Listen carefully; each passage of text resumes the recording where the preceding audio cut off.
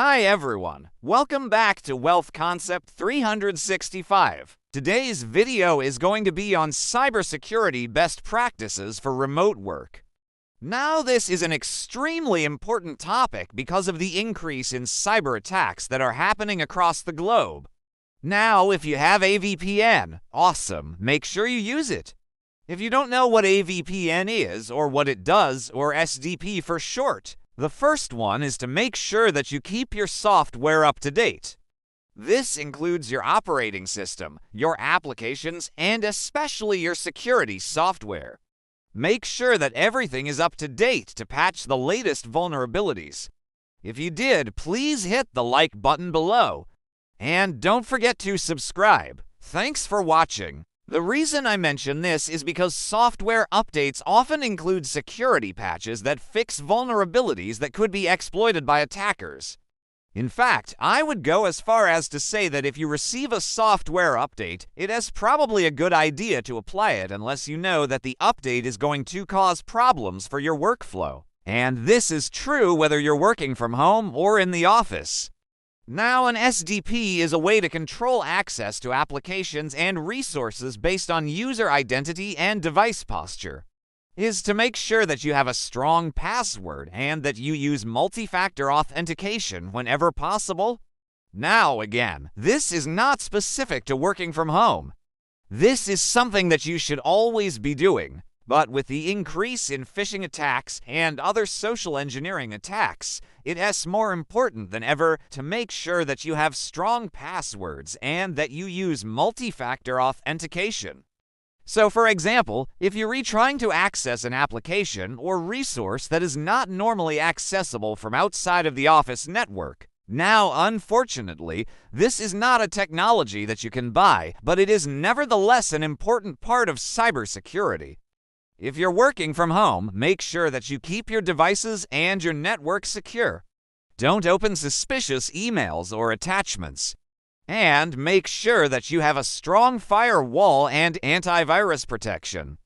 Also be careful what you share on social media. An attacker could use information that you share on social media to launch a successful attack against you or your organization.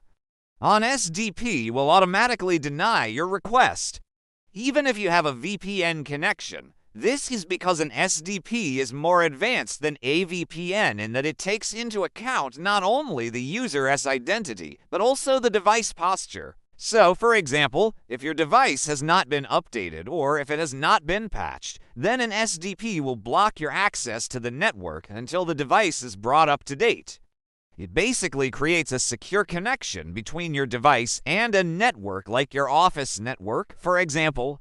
And so, even if you're reconnecting to your office network through a public Wi-Fi connection like at a coffee shop, the data that is being transferred between your device and the office network is encrypted and safe from prying eyes.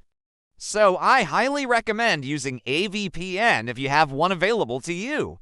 And with more people working remotely than ever before, now what is a zero-trust network? Well, it's exactly what it sounds like. It means that no one, not even employees, are trusted by default. Everyone and every device needs to be verified before being granted access to the network. And this can be done through a number of ways.